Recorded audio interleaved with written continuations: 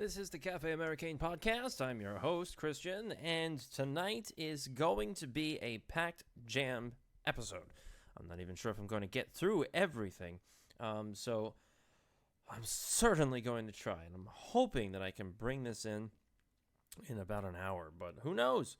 You can listen to me on Podbean, Stitcher, and YouTube, and last Saturday, being that it was one of the every other Saturdays, I was on 90.1 WUSB Stony Brook from 8 to 10 p.m., so not this Saturday or the Saturday after that, or the Saturday after that one, because I'm going away. But the Saturday after 3 Saturdays from now, I'll be back on Stony Brook. And, it's always fun doing terrestrial radio because you can't curse. And that's what makes life interesting when you're trying to talk politics. So tonight we're going to talk about railguns and magnetic coils and how they're going to launch rocks across the planet. Interesting story, as you know, that we follow various oddball articles here on the Cafe Americain podcast when it comes to space and the weaponization thereof. Also, the Earth itself is on course to basically go in front of the meteor storm that caused a 1908 event in Russia that made everybody go, ooh, this isn't good. I shouldn't be doing this. We should not be here, and we probably should not be anywhere close to the... Anyway, next, illegal immigrants with rolls of $100 bills come streaming across America's southern border, and a Del Rio Democrat mayor is outraged at the Republicans that they are just leaving illegal immigrants in their town. More mainstream media nonsense. Russia is upset at CBS for covering an Al-Qaeda story. How CBS got to this place to cover the Al-Qaeda story is another interesting wrinkle to all of this. Donald Trump says the New York Times has committed treason because they spilled the beans on an electrical grid hack. So that's going to be interesting. And moving along in the mainstream media, Naomi Wolf, arch feminist, looks like a dope because she doesn't do any research. Basically, she did the typical liberal leftist deal where you hear a rumor, pretend it's truth, and then you write a whole fucking book on it. And little Jimmy Acosta from CNN, with supposedly 1.25 million Twitter followers, flopped at all of his book signings and got about 30 people at each one. That is nowhere near close to 1.25 million. And remember the story about Jim Acosta earlier in the year? He got kicked out of the press corps, I think. He's such a prick. He's a smug prick, and he deserves nothing. After all of that, Russiagate is based on an incomplete CrowdStrike report? And Mueller ignores Seth Rich? How is this possible? And then we delve a little bit into the nefarious deeds of Robert Mueller. He's not so much of an investigator as he is a plumber, cleaning up the tracks of ne'er-do-wells in the political system. Probably before everything, we'll get to the Middle Eastern tanker attack, which is nonsense. That whole thing, Pompeo comes out and says, that's it. Iran did the whole thing, and it is Iran's fault. No, there's no evidence for it. Zero evidence for this attack. So I would sooner suspect, and never mind. I'm not going to get into it now. And finally, Trump said he thinks he knows who did 9/11. This is very interesting. This is very interesting because 2 weeks ago, or maybe 3 weeks ago, the FBI released photocopies of dancing Middle Easterners. Now, when you hear Middle Easterner, I can almost guarantee you've been socially engineered to think of a certain number of countries that these Middle Easterners may come from. But if you do any homework, you'll understand where these Middle Easterners probably, where they did come from. However, the mainstream is covering up their origins because they don't want to talk about it. So first off, we'll talk about the Middle Eastern tanker attack. The United States immediately said, this is Iran. Iran's fault. Iran mined the Gulf of Iran. I think that's or Gulf of Oman, whatever the hell it is. They mined it, and oddly enough, a Japanese tanker was mined. And the United States, as usual, puts out no evidence for it. They released a grainy video. It was black and white. And today they released a colorized picture. It doesn't show anything. All you see is a bunch of people in bright orange life vests on the side of this tanker. Now, this tanker happens to be Japanese. It just miraculously happens that the Japanese sent an envoy to Iran to talk about trade. Now, why, when Iran is hosting the Japanese, why would Iran attack a Japanese tanker? The other part of it is that the Japanese seamen, that's just gross. They said that they witnessed flying objects before the explosion. Flying objects darting around the ship. And then there was the explosion. So there was no undersea mine. This isn't World War I. This isn't even World War II, where you have magnetic mines lining everything. This is not that at all. More than likely, this was a drone strike of some sort. It's probably a suicide drone. It wasn't meant to actually kill anybody or sink a ship. It's more like to send a message. Sending a message to the Japanese, not the Iranians, to the Japanese, saying don't talk to them. So really, the suspects are... the herd quickly gets thinned. The only ones that would really try to do anything against a Japanese envoy like that, talking to Iran, would be Saudi Arabia, Israel, or the United States. That's it. Those are the only groups that would have something to do with this. Saudi Arabia and Israel have engaged in a secret alliance. Everybody knows about it, but no one talks about it, especially the mainstream media. They won't never say anything about that.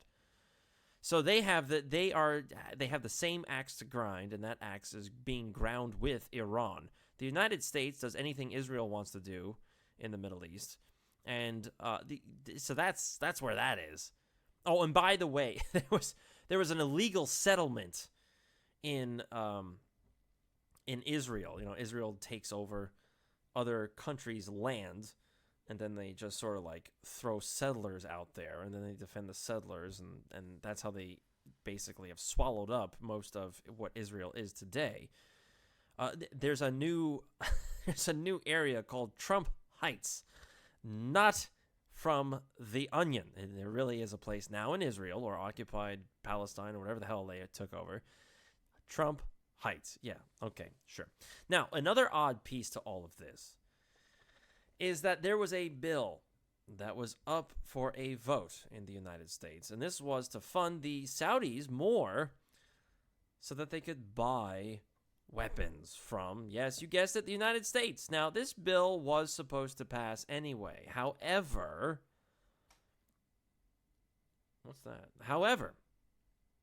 once the report was made public that a tanker was attacked by supposedly the dastardly Iranians, all of a sudden, many senators switched their vote to be for this bill. This bill was going to be put under scrutiny because a lot of people are starting to realize, hey, wait a minute, why is the United States supplying Saudi Arabia, and why is the United States allowing the Yemenis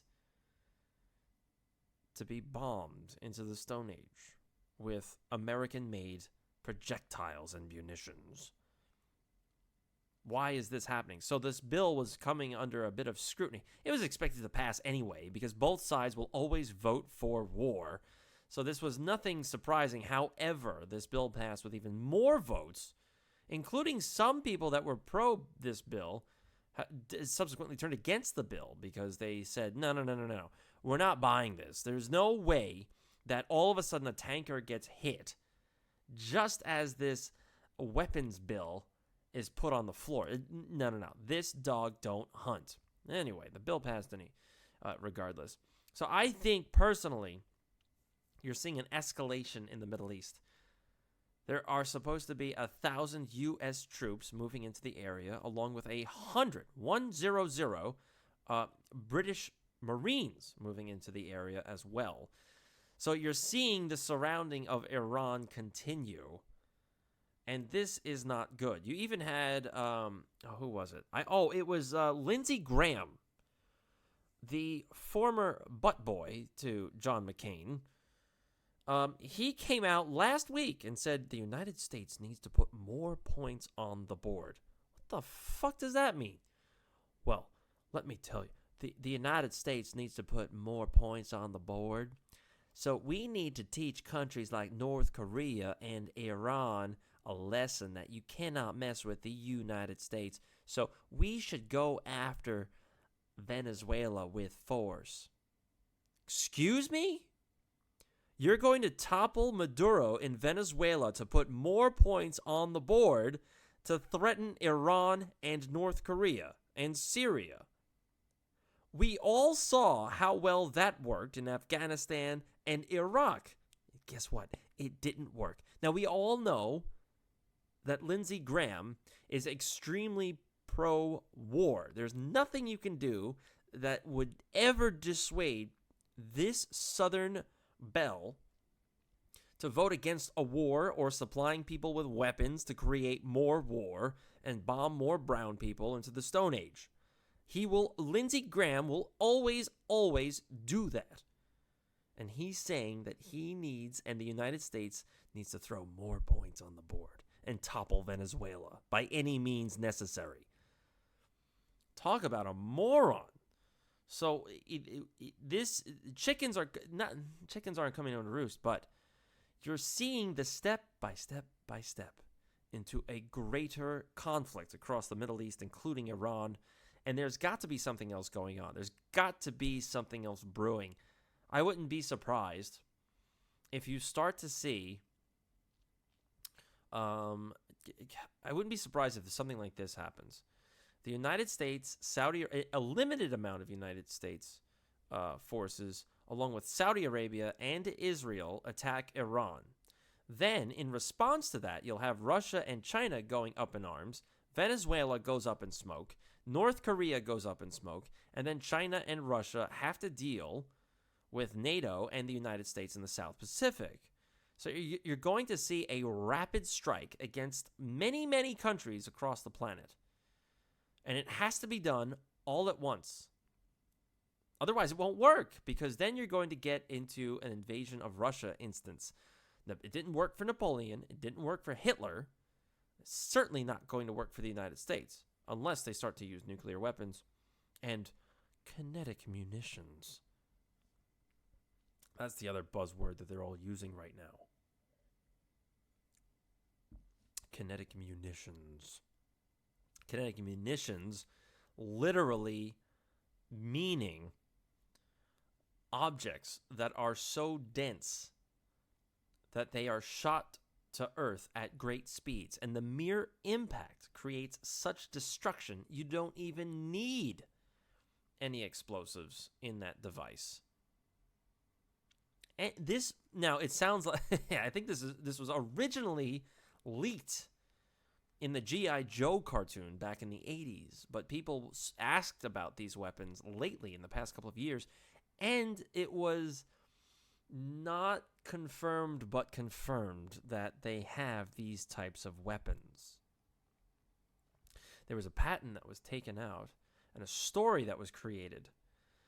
It's all in the angle of mining space. So what they intend to do, because they just found an enormous anomaly on the moon. They come out and say, well, this is a ginormous amount of metals that we could potentially mine on the moon. This was NASA saying this. Now, NASA has known about this for almost 2 decades, since they sent probes up there to do the same exact thing that they're telling us, to find out exactly what's going on up there. What kind of ore is up there, what kind of metals are up there, and they decided to finally release it. And they said there's an anomaly about, I think it was 1,500 miles long. I don't have the article in front of me. It's going from memory. So all of a sudden they find this thing. Okay. They also leak in the article, the person that brought this to everyone's attention, that, oh, it could be a base or an underground city. Ha ha. They literally say that in the article. Ha ha. So what's really going on up there? More than likely, I would say it is a base of some sort, because you can find a lot of studies that say the moon rings like a bell. It is hollow. And you can also look at all the craters on the moon. They're all a certain depth. And what you should remember about that is that the larger the crater, that usually implies that there was a larger object that caused the larger crater. However, which would in turn make a deeper crater. However, on the moon, most craters are about the same depth, regardless of the size of said crater, which means that a larger object will only go so far. So there's some sort of shell in there underneath the soil. Another fun thing is that you can see a 50-mile wide crater from Earth, even though the moon is about 300,000 miles away. Yeah, that doesn't make sense either. How can I see a 50-mile diameter crater on an object 300,000 miles away? It don't add up. Anyway, so they intend to mine the moon. They intend to go to this location and start looking at all the ore.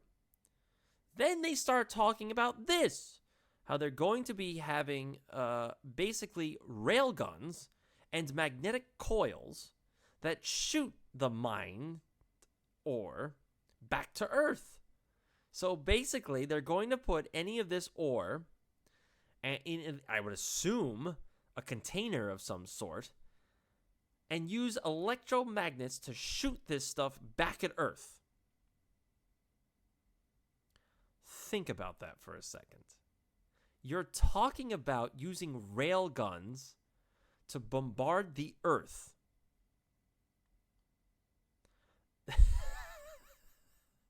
You want to talk about the weaponization of space?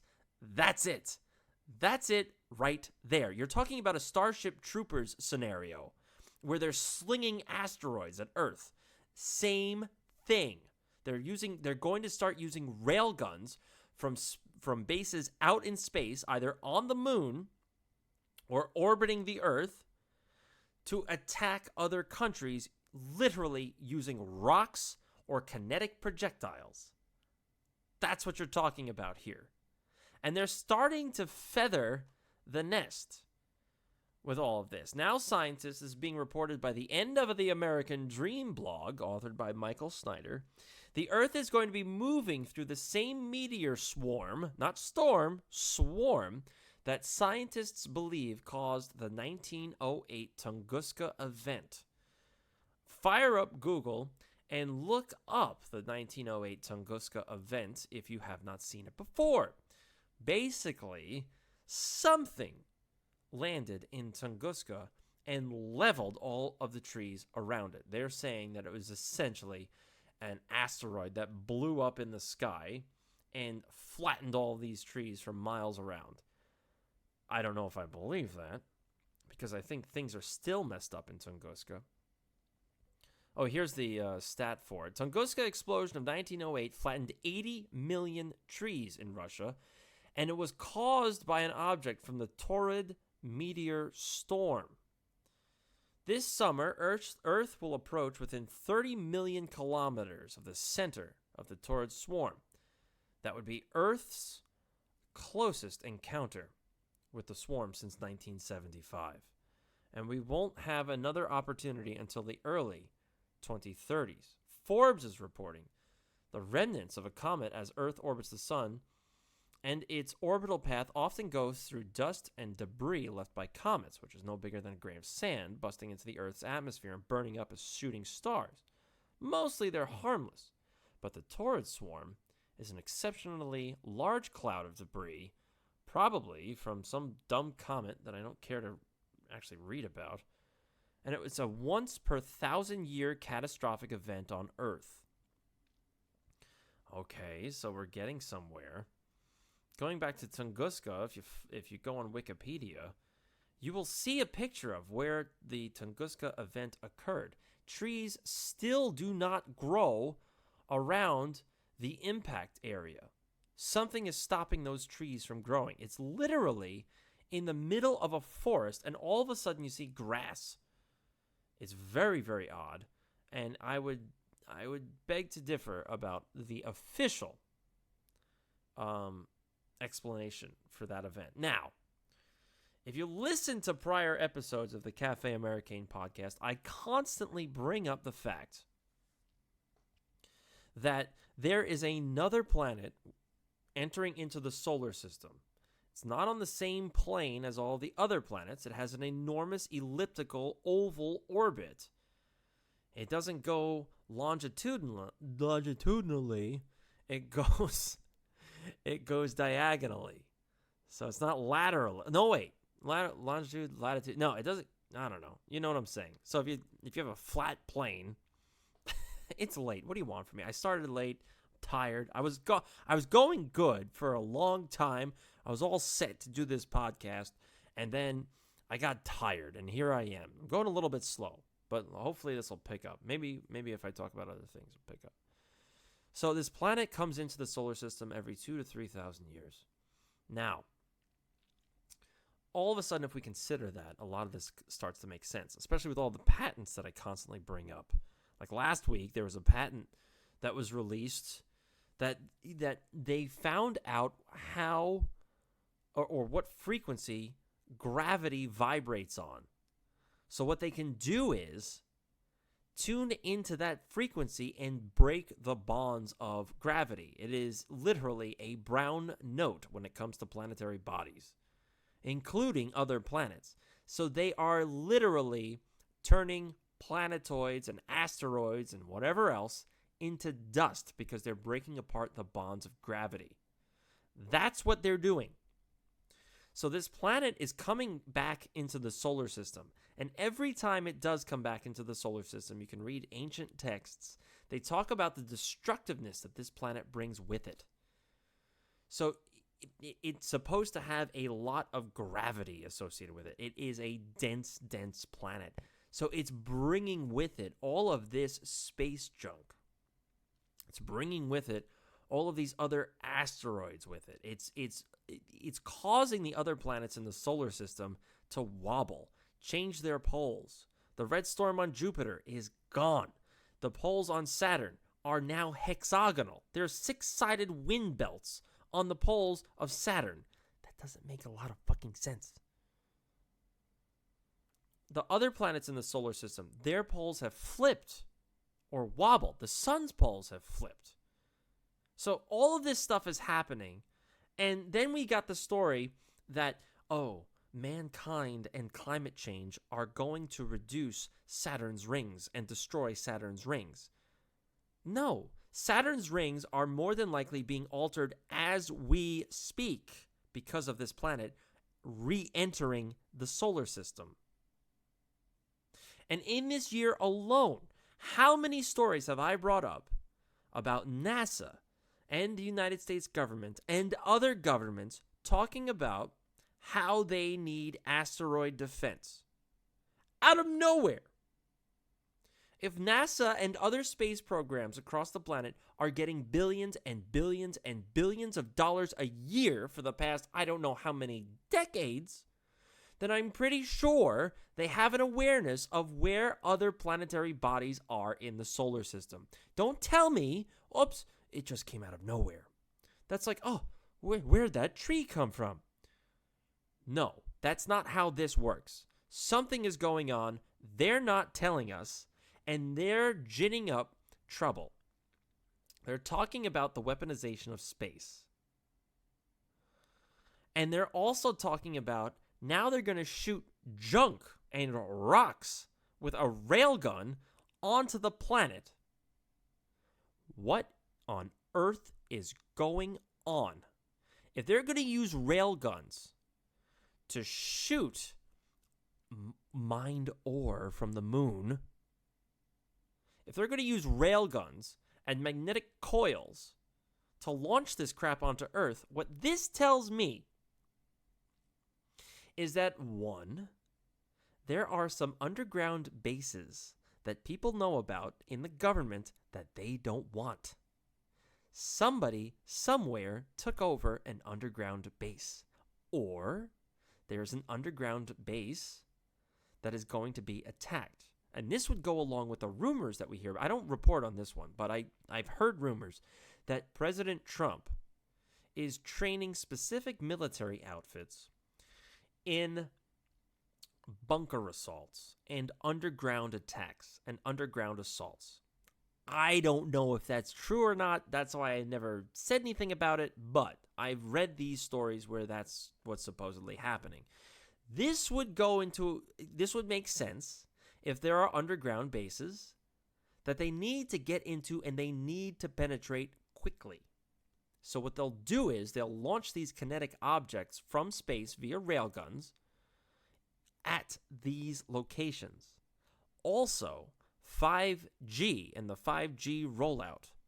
5G was used by the military to penetrate the ground so that they can look at the bunkers in the mountains of Afghanistan and throughout Iraq. So it is able to penetrate rock.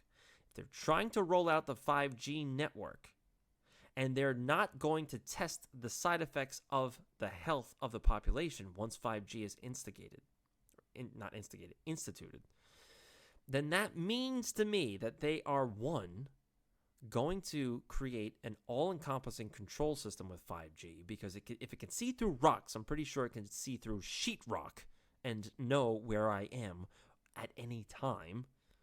That's one. Two, that also means that if they roll out 5G, they're going to be able to see where these bunker complexes are, or underground cities, like the NASA article said, and where they are and how to get at them. This is enormous if true, because that means that Trump's Space Force that he wants so bad actually is legit. Now, if we're talking about other beings that are in these bases, that means these beings have to come from somewhere. That could be another dimension, could be an alien thing, could be the planet coming back into the solar system. Either way, humans are not in control of these underground bases. And you hear about this all the time. You've got the boring devices with magnetic trains that connect all these cities, like connecting Area 51 to Montauk and whatever else. And Dolce, DOLCE, where the genetic mapping took place. So there's a lot going on here. And now, all of a sudden, we've got asteroid defense. We need asteroid defense.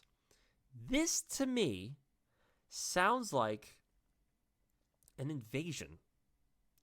If you've got space forces being ginned up, and you need an interspatial force, and then if you believe the rumors that these military units are being trained to assault underground bases, you're starting to see a picture here that the United States government and other governments across the planet really aren't in control. Somebody else is controlling these bases, and they are trying to regain control. Could involve Nazis, for all we know. And so what they intend to do is weaponize space, so that if they weaponize space, they can get at these bases. And I suppose they can mine the moon. I don't buy that. I mean, I guess they could. They could mine the moon. If you believe the moon exists, of course. But that is where I'm getting at with this. You're seeing something significant. There's too many changes going on in the solar system to say this is just climate change here on Earth. Why is there a Space Force? Why are they talking about using kinetic weaponry? I'm sorry, mining techniques with rail guns to shoot the mined ore back to Earth so it can be refined. Doesn't make sense. Does not make sense. There's too much going on out in the solar system. There's too much asteroid defense. All in the past year, by the way. All in the past year. They've been up in arms. We need asteroid defense. We need more asteroid defense. This seems like they're going to try to get ahead of an insurrection, especially if they somehow created a weapon that tunes into the frequency of the gravity of a planetary body. That means they can literally destroy planets if they tune into the right frequency. You can demolish Mars if you wanted to. Now think about that. If you can tune into the frequency of a certain gravity, then you can easily mine things because you can turn it into dust or powder or chunks and then refine it. So all of this is really interesting. And the other thing, all of the leftists out there, the world is going to end in 10 years. Where the hell did this come from? First off, back in the 70s, the Earth was supposed to end in 10 years, but it was supposed to end by global cooling. And then it was global warming. Then it was climate change. Then it was rising sea levels. Then it was this. No. Now, why all of a sudden 10 years? What is the goal of 10 years? Where did the 10-year mark come from? What that says to me is that what they're trying to do is get ahead of whatever galactic event is coming forth, and they think this galactic event, which involves climate change and the altering of the poles and rising sea levels and storms and riots and fires and mudslides and dogs and cats living together, total anarchy. What that means is whatever is occurring out there is going to be felt here in about 10 years. So what they're trying to do is get ahead of that. And then that means, see, you didn't stop it. You didn't help. You could have stopped it if you were paying attention to climate change when we told you all of this was going to happen in 10 years. No. There's nothing we can do about this. If something occurs in 10 years where the poles shift and the sea levels rise and everything else, then this is a galactic event. There's nothing that the human species can do to stop this event. It's going to happen. Now think about this. If you allowed people to know the truth about that, if you all of a sudden said, guess what? Shit's going to go down in about 10 years and there's nothing we can do about it. What do you think people would do? They would flip the bird to their boss. They would say, what do I care? It's all going to come crashing down in 10 years anyway. I might as well have fun for the next decade. I'll live my life like it's the last day. It'll be the last day for the next 10 years. Who knows if I'll survive it? You would have total bliss. Or you could have total anarchy if you have the morons in power control everything. But you would have people going, what do I care? I mean, who cares if marijuana is legal or not?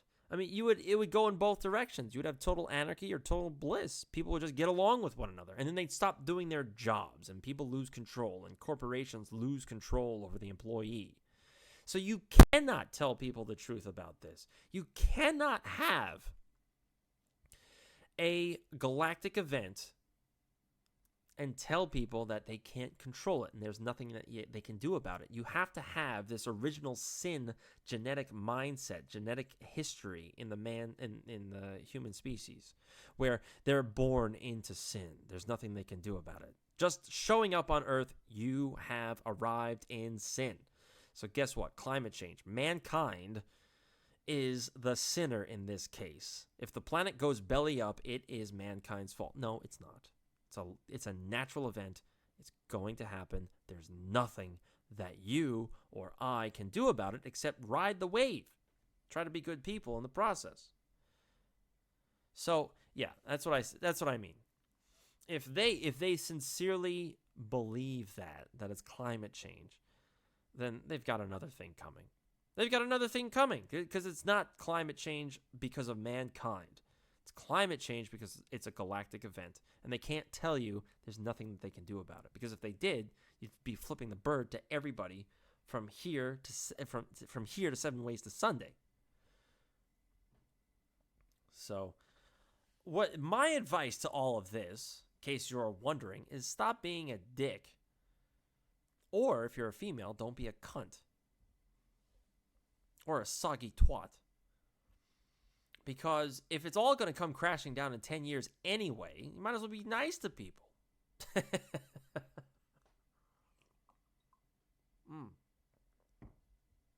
Anyway. Wow, 36 minutes. Okay. Definitely not going to hit my hour target. Anyway, I need a sip. Whew. I am shot. Another good thing, for some reason, I got a ton of downloads. And I don't know what I did to do that. I was going through a lull for a while. I was getting no downloads. I went from 300 to 500 downloads a week for about 2 to 3 months straight. And then lately, it's been about 30 downloads a week. Talk about embarrassing. I don't know what happened, but this week it seemed to pick up. I don't know why, but hopefully it'll pick up more. Anyway. The illegal migrants. Yeah, we must build a wall. Okay, so as we all know, the leftists and the Democrats and the globalists, they like to say, oh, we need the poor people to come into the United States. They are out there alone in the wilderness. They don't talk about any of the people that are involved in human trafficking, because more than likely, the government, I shouldn't say that. People within the United States government are involved and on the take for human trafficking. Yes, I said that. I said that multiple times, by the way. So you can point to me. When this stuff starts to hit the fan, you can say, oh, I heard this on the Cafe Americain podcast. Because this person, Christian, he is so ahead of the curve that you got to he's 4 years, or in this case, we're talking about climate change, 10 years ahead of the curve. So anyway, because they don't want a secure border because they're involved in human trafficking. They're involved in the drug trade, just like the former Senator John McCain, if we're to believe the rumors. And also, one of the reasons why a lot of corporations are upset with Donald Trump is because he's going after China. And if he goes after China, that means he is going to hinder the drug trade, particularly fentanyl. Because what happens is that fentanyl is created in China, refined in Mexico, and brought over the border. So that's where all of that comes from. And you've got a lot of people that are upset by that because, one, if Trump is going to go after China with tariffs, two, if Trump is going to build the wall between Mexico and the United States, that stymies the drug trade, which, once again, you have many politicians that are helping the cartels, being paid for by the cartels, and also on the take, including many politicians do said drugs. So they're all getting their beaks dipped from stem to stern. So Fox News is reporting that there were a bunch of migrants from the Congo, and she was asked how she got into America. She refused to say. Well, that sounds to me like a non-governmental organization aligned with George Soros, the same kind of organization that's been importing African migrants into the EU. We are here now in the United States. Why do you ask about Ecuador? A woman said, referring to a reported country they passed through. Ecuador is pretty far south. The reporter for Fox News continued to ask a couple of questions, and they backtracked and said they weren't answering questions at all. They wouldn't tell me anything about how they got here, said Laura Ingram. And then they started to get aggressive, and they were contradicting each other. Once they said they ran through the forest, and another said no, there was no forest, and they were actually arguing amongst themselves. Now, they started to get aggressive when they were posed questions about money and help. I had my impression that somebody told them not to speak about it, and acting like, now we're here, you have to help us, give us money. What I found from an aid worker was that they actually do have money, quite a few of them, because he spotted them under a tree right in front of the shelter, counting a roll of money with $100 bills. Hundreds of migrants have migrated, because that's what migrants do, I faux pod, from Congo and Angola, and were transported to San Antonio. And city officials said that they received no warning about it. So that is very interesting. Very interesting. You have a number of African migrants with rolls of $100 bills? Where'd they get rolls of $100 bills from? And how did they get from Africa, go through Ecuador, and then end up in Texas? How is that possible? Now, there are a lot of non-governmental organizations being run by George Soros in Europe who are profiting from human trafficking. And they're making people go into the European Union via Spain, France, Italy, Greece, so on and so forth, illegally.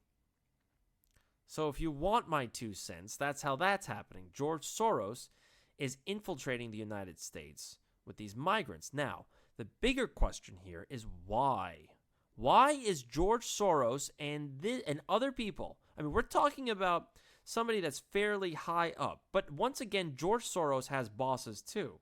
He's taking orders from somebody.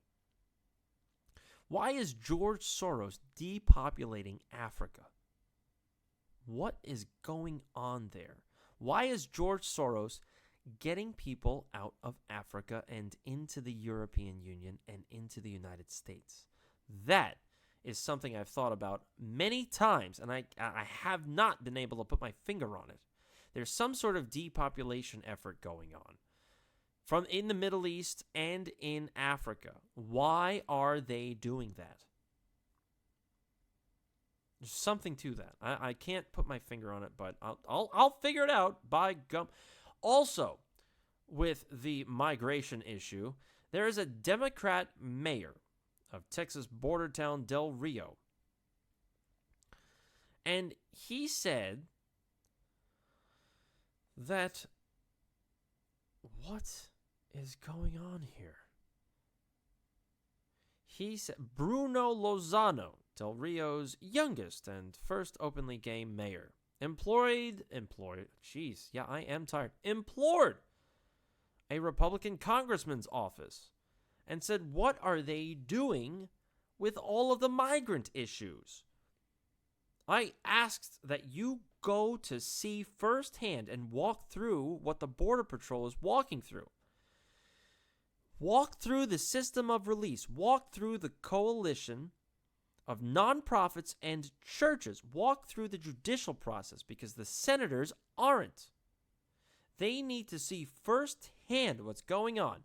They need to understand the frustrations that the commissioners or that the city council, the school board, and the hospital officials are managing and having to deal with. So a Democrat mayor is up in arms about migration. And he's imploring the Republicans to do something about it. Well, you know what's going on. Republicans are saying, oh, you're a Democrat. Oh, you like sanctuary cities. You want sanctuary city status? You want and like illegal immigrants so much? Here you go. We've got them by the truckload. He goes on, we do not have the funds to fund this project that has manifested and been dumped here in the city of Del Rio, Texas, Val Verde County, and the entire border. We're extremely frustrated. I will not stand for having to be dumped and find a solution as mayor for immigration. It's not the priority to solve immigration. It's not our purview. It's not in our jurisdiction. It's your job to ensure that you convey the frustration that I share with you. We are sick and tired of deaf ears. It's happening in real time. And Del Rio is supposed to be a transit zone for migrants from all over the world. One recent Saturday in Tijuana, said PBS, there were 90 Cameroonians lined up to get on a waiting list to request asylum that has swelled to about 7,500 names. Also on the waiting list are Ethiopians, Eritreans, Mauritanians, Sudanese, and Congolese. So now the United States is seeing an influx of African migrants. What?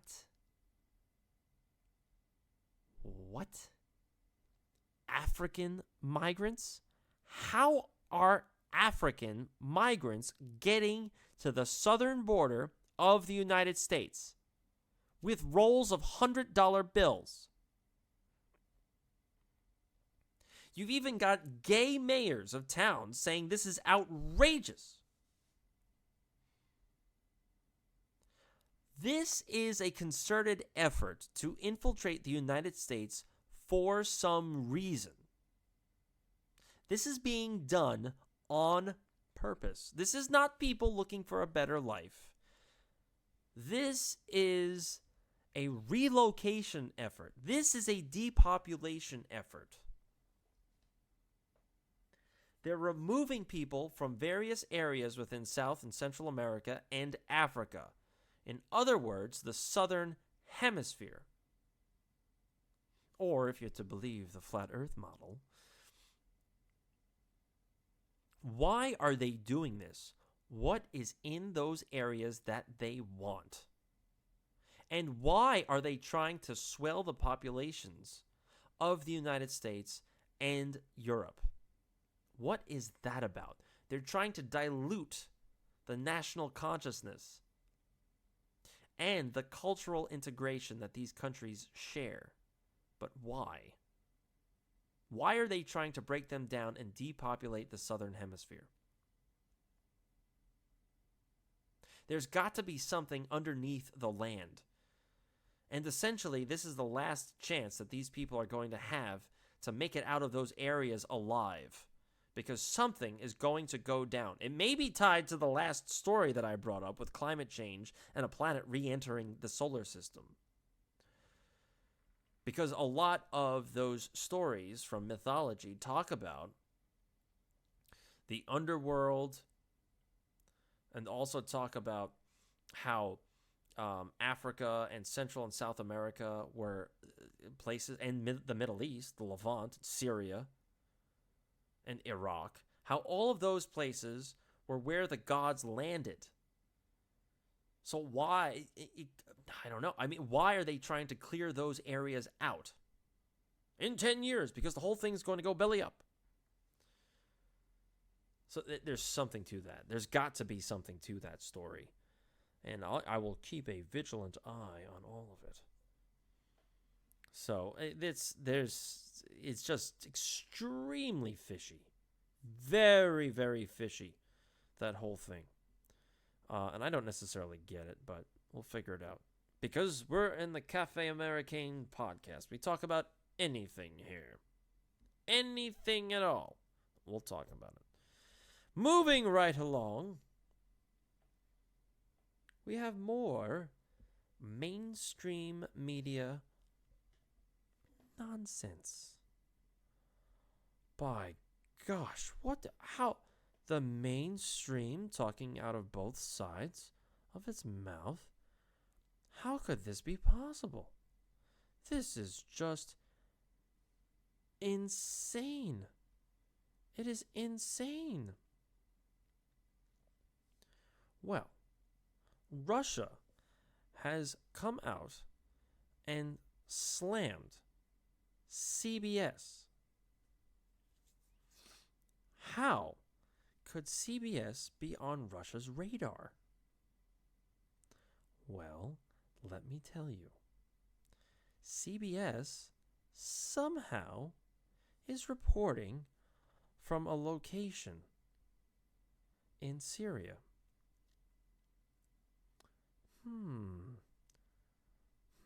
A location in Syria, you say? Well, where in Syria could this location be? Why, none other than Idlib. Now, for those of you keeping score, Idlib is controlled by Al-Qaeda and ISIS. So how did CBS get clearance to go into an area controlled by ISIS and Al-Qaeda?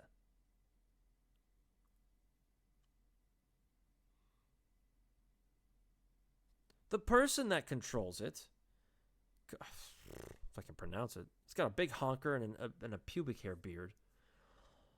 Mohammed al-Jawlani. The United States said that they would offer a $10 million reward if you found out where this guy is.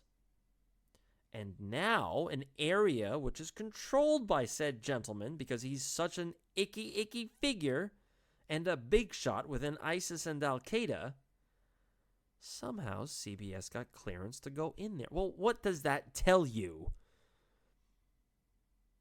It tells you that Al-Qaeda and ISIS is controlled by the United States. There's no way a CBS correspondent could have made it in there without clearance from the United States government. Plain and simple. And now Russia is saying, we're not going to be responsible for any American deaths that occur because you people are in terrorist-controlled territory, and when we start bombing it and the bullets start flying, you better get the hell out of Dodge. And the Russians are absolutely correct in this sentiment. 100% correct. There's no reason for American citizens and CBS correspondents to be in Al-Qaeda and ISIS-controlled territory and doing puff pieces on these people. Unless you're talking about terrorists controlled by the West. Then all of that makes sense. All of it makes sense.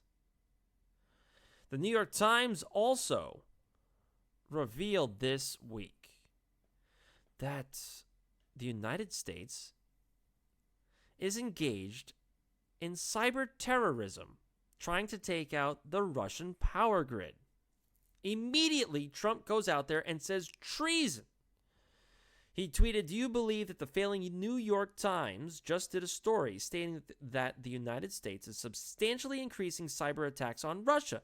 This is a virtual act of treason by a once great paper, now it's great, so desperately for a story, any story, even if bad for our country. Also not true. Anything goes with our corrupt news media today. They will do or say whatever it takes with not even the slightest thought of consequence.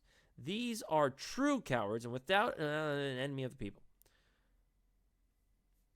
No, not at all.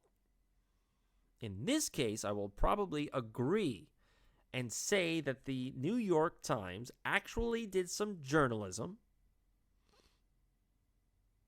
and revealed a clandestine operation against Russia's power grid by trying to infiltrate and implant malware. That's what went on. And more than likely, this was done without President Trump's approval. So the military-industrial complex, which will march on and attack Russia no matter what, did something around the president's back. The New York Times even said officials describing the previously unreported deployment of American computer code inside Russia's grid and other targets has gotten so far more aggressive over the past year that doing things on a scale that we have never contemplated a few years ago. It is a persistent presence within Russia's infrastructure. CNN describes the New York Times report Two administration officials told the Times they believed President Donald Trump had not been briefed in any detail about the U.S. computer code being implanted inside the Russian grid. Pentagon and intelligence officials described to the Times, quote-unquote, broad hesitation to tell Trump about the details of the operations against Russia. They tell the Times there was a concern of how Trump would react and the possibility that Trump might reverse the operation or discuss it with foreign officials. So naturally, they're goading the president and backing the president into a corner to get into a fight with Russia, because this has been the agenda since the early 90s, to go after Russia and finish Russia off in an enormous battle. So they're trying to take Russia out, take China out, because they're trying to maintain dominance. This is the fall of the American empire, and it's lashing out and thrashing out in the death throes of it. And they're backing Trump into a corner by categorizing him and allowing their stupid readers to infer that Trump would scurry off to Putin. And because Trump only got elected because of Putin, so he's going to spill the beans on American clandestine efforts to destroy Russia. No, this seems like somebody would tell Russia that they have rogue elements within the government that are trying to start wars. And so this person, Trump, could potentially be going, I can't control these guys, so I'm going to give you a heads up to avert a nuclear war. Now that's giving Donald Trump a lot of credit. I'm not sure if that's actually the case, but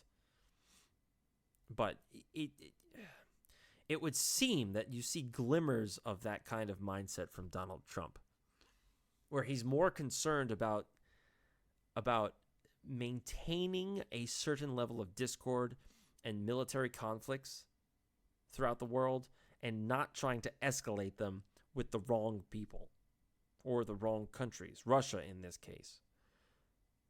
And it has nothing to do with Trump being a butt boy for Putin. It has everything to do with Trump realizing that he can't win a fight against Russia.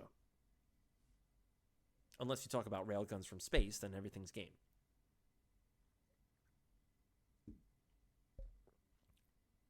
Caitlin Johnstone continues along this vein.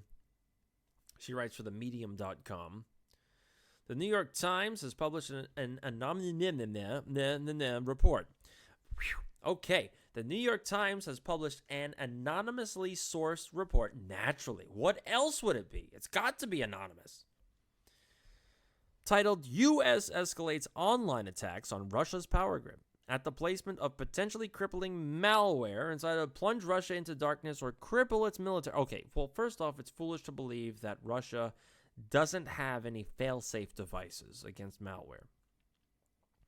Obviously, this is yet another serious escalation in the continually mounting series of steps that have been taken into a new Cold War between the planet's two nuclear superpowers. To put this in perspective, the New York Times reported last year that the Pentagon was pushing for the U.S. Nuclear Posture Review to include the strategy of retaliating against serious Russian cyber attacks on American power grids with nuclear weapons. Oh, so what they're saying is any cyber attack against the United States is going to be considered a real attack, and in response, the United States will be able to launch nuclear weapons against Russia. Very interesting, especially if you consider Julian Assange's leak on WikiLeaks about how the CIA can make emails and cyber attacks seemingly appear from countries the attack did not originate from. In other words, the United States could attack Russia and make or I should say it this way, the United States could create a false flag event and attack itself and make the attack look like it came from Russia with the technology that WikiLeaks talked about. Now, if they do that, that summarily gives them the ability to create a nuclear strike against Russia and potentially China or North Korea, because for some reason North Korea is able to hack into everything. This would not surprise me at all if this is the justification to escalate events between Russia, China, and the United States. 2 administration officials, she continues, and this is actually, she's reporting this from the Times, and the Times buried this little blurb way down in the report. 2 administration officials said that they believe Trump had not been briefed. Pentagon in broad hesitation to go into detail with Mr. Trump about operations against Russia for concerns over his reaction and the possibility that he may even countermand it or discuss it with foreign officials, as he did in 2017 when he mentioned a sensitive operation in Syria to the Russian foreign minister. Because the new law defines the actions in cyberspace as akin to a traditional military activity on the ground, in the air or sea, no such briefing would be necessary, they added. Aha. That's how this is going to go down. They're going to create a false flag cyber attack. They're going to make it look like it came from Russia, and they will attack Russia. That's what's going on. In April 2017, Stephen Cohen, Professor Emeritus of Russian Studies at NYU and Princeton, in an interview with Democracy Now!, he said pretty much the same thing. I think this is the most dangerous moment in American-Russian relations, at least since the Cuban Missile Crisis. And arguably, it's more dangerous because it's more complex. Therefore, meanwhile, we have in Washington these, and in my judgment, factless accusations that Trump has somehow been compromised by the Kremlin. Oh, somebody from NYU and Princeton is saying this? Wow. So at the worst moment in American-Russian relations, we have an American president who's being politically crippled by the worst imaginable. It's unprecedented. Let's stop and think. No American president has ever been accused, essentially, of treason. This is what we're talking about here. Imagine, for example, John Kennedy during the Cuban Missile Crisis. Imagine if Kennedy had been accused of being a secret Soviet Kremlin agent. Woo, talk about alliteration. He would have been crippled, and the only way he could have proved he wasn't was to have launched a war against the Soviet Union. And at the time, the option was a nuclear war. That's what's going on. That right there is what's going on. If you start to see news reports about cyber attacks, head for the hills, build the panic room, get in the bomb shelter, because they're going to make it look like it was an attack from Russia, and they will use nuclear weapons. Because like I said, this is going to be an all-out war, but it's going to be quick. Really quick, because they're going to use all sorts of fun stuff they've got behind closed doors. That's what they're going to use. And it's frightening to think that it is going to be a cyber attack, and they are saying that cyber attacks are just as bad and deserve just as bad of a retaliation as an actual attack. That is astounding to me. That is astounding to me. And then when you factor in WikiLeaks, forget about it. Forget about it. That is just down the tubes at that point with what they're reporting and how they can make attacks look like they're coming from other countries. Or, right there, it just screams false flag. It screams of oops. And when they continuously back Trump into a corner by trying to categorize him as a freaking agent of Russia, are you kidding me? You think that the president of the United States doesn't have his phone calls monitored? doesn't have his text messages monitored. He's still somehow coordinating with the Kremlin. Do you honestly believe that? Does anybody honestly believe that? You have to be a moron to believe that. An absolute. And another thing, when President Trump was brought into the White House, do you sincerely think he didn't go through any background checks? Do you think they just let him waltz in, didn't look at his cell phone, didn't review his emails and phone calls? None of that? You don't think none of that you don't think any of that happened? Of course it happened. Of course it happened. But you got these morons in the media. They're not morons. I shouldn't say that. They're traitors. They are traitors to mankind because they're not doing any due diligence and they're just going along with the military-industrial complex. That's what's going on here. They're trying to gin up the social consciousness to put it on a war footing so that they can have a final showdown with Russia and China.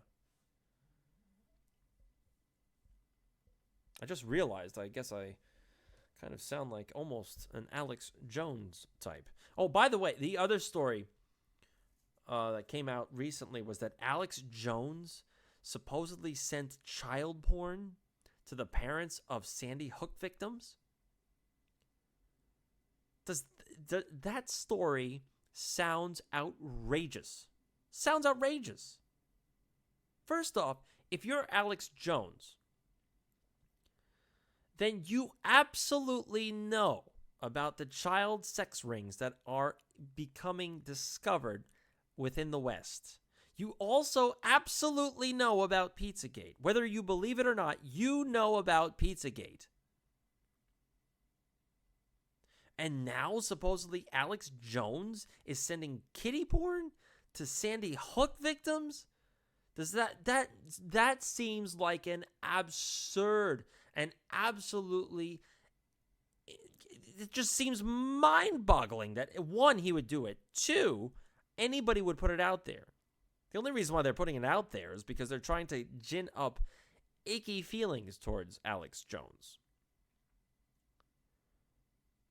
And the other thing, if you're Alex Jones, then you're certainly aware of all the conspiracy theories out there talking about how these parents of the Sandy Hook victims are nothing more than crisis actors. So let me get this straight. Alex Jones, conspiracy theorist, is sending kiddie porn to child crisis or to parental crisis actors paid for by the United States government. Is that's what you're telling me here? No, that's an outrageous claim and it's nonsense. It's absolute nonsense. There's no way anybody should believe that. But of course you've got the morons out there.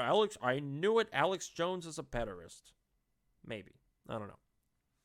Speaking of morons,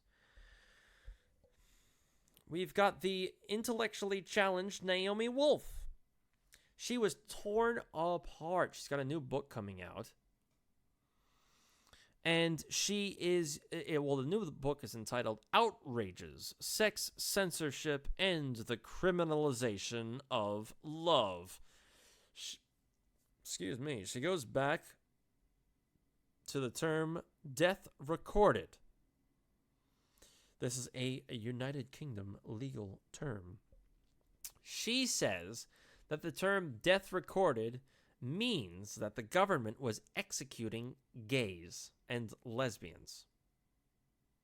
Well, she went on a show with host Matthew Sweet.